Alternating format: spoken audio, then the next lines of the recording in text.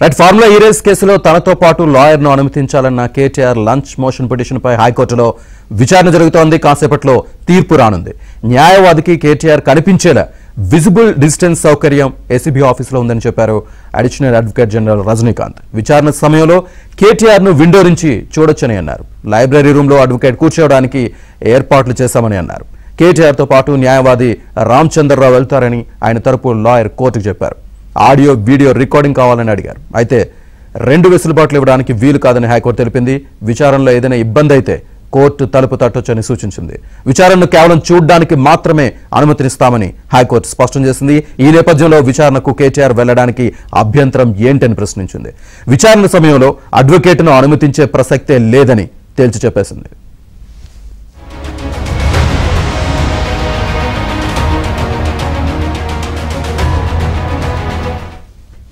కేటీఆర్ పిటిషన్పై తెలంగాణ హైకోర్టులో విచారణకు సంబంధించి పూర్తి డీటెయిల్స్ మా కరెస్పాండెంట్ ప్రవీణ్ అందిస్తారు లైవ్ లో. ప్రవీణ్, ఫార్ములా ఈ కార్ రేసింగ్ కేసులో రేపు వ్యక్తిగతంగా విచారణకు హాజరు కావాలంటూ కూడా ఏసీబీ అధికారులు కేటీఆర్ కు నోటీసులు జారీ చేశారు. కానీ కేటీఆర్ న్యాయవాది సమక్షంలో విచారణ జరిపేలా ఆదేశాలు ఇవ్వాలంటూ కూడా ఇప్పటికే తెలంగాణ హైకోర్టును ఆశ్రయించడంతో తెలంగాణ హైకోర్టు ఈరోజు లంచ్ మోషన్ ని విచారణ జరిపింది. విచారణలో భాగంగా కొన్ని కీలకమైనటువంటి కామెంట్స్ కూడా చేసింది. ఎందుకంటే ఈ కేసుకు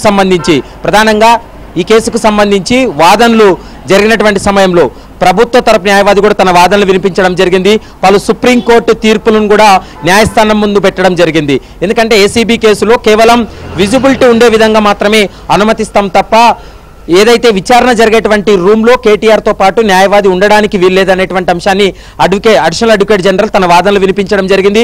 మరోవైపు కేటీఆర్ తరపు న్యాయవాది కూడా 2 ప్రతిపాదనలు న్యాయస్థానం ముందు పెట్టడం జరిగింది. ఒకటేమో కేటీఆర్ తో పాటు న్యాయవాది కూడా విచారణలో ఉంటాడు.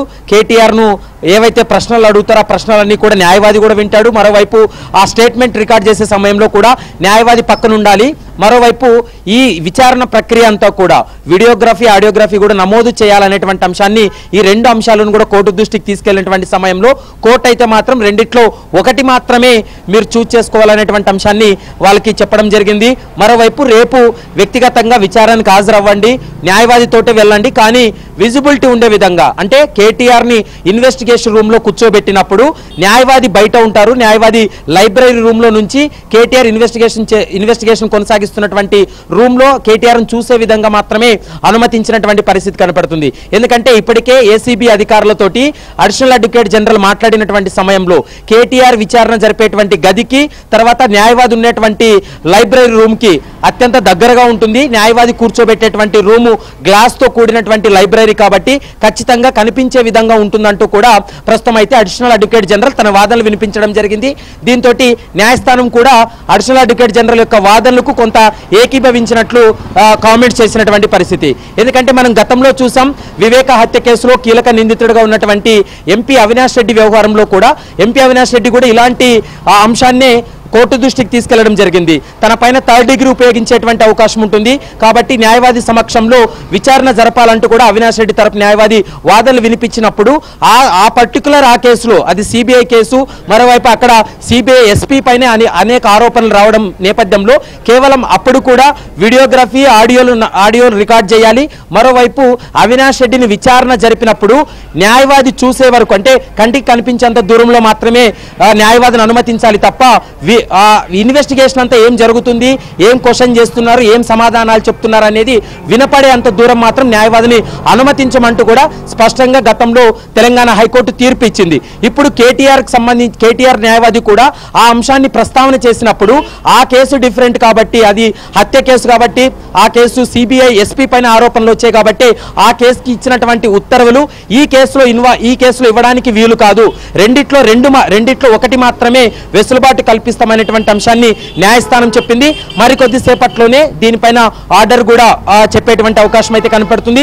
ఇప్పటికైతే మాత్రం కేటీఆర్ న్యాయవాది ఇద్దరు కూడా విచారణకు హాజరు కావచ్చు, కానీ విచారణ గదిలో కేవలం కేటీఆర్ మాత్రమే ఉంటాడు. లాయర్ అయితే మాత్రం ఖచ్చితంగా ఏసీబీ అధికారులు ఏర్పాటు చేసినటువంటి లైబ్రరీ రూమ్ లోనే న్యాయవాది కూడా కూర్చోవాల్సినటువంటి అవసరం ఉంటుంది. ఒకవేళ ఇన్వెస్టిగేషన్ లో ఏదైనా ఇబ్బంది అయినా, ఇన్వెస్టిగేషన్ లో ఏదైనా అనుమానం ఉన్నా మీరు న్యాయస్థానాన్ని ఆశ్రయించవచ్చు అనేటువంటి కామెంట్ కూడా తెలంగాణ హైకోర్టు చేసింది. ఇన్వెస్టిగేషన్లో మీకు ఎక్కడైనా అక్కడ ఇబ్బందికరమైనటువంటి వాతావరణం ఉంటే కోర్టుకు వచ్చినటువంటి సమయంలో మరోసారి దానిపైన విచారణ జరుపుతామంటూ కూడా తెలంగాణ హైకోర్టు స్పష్టం చేసినటువంటి పరిస్థితి కూడా స్పష్టంగా కనపడింది. కాబట్టి రేపు జరగబోయేటువంటి విచారణ అయితే మాత్రం కేటీఆర్ మాత్రమే ఇన్వెస్టిగేషన్ రూమ్ లో ఉంటాడు. ఇక న్యాయవాది మాత్రం ఖచ్చితంగా లైబ్రరీ రూమ్ లో చూసేంత కంటికి కనిపించేంత దూరంలో మాత్రమే న్యాయవాదిని కూడా ఉండే విధంగా కూడా పూర్తి స్థాయిలో ఏసీబీ అధికారులు చర్యలు తీసుకున్నారు.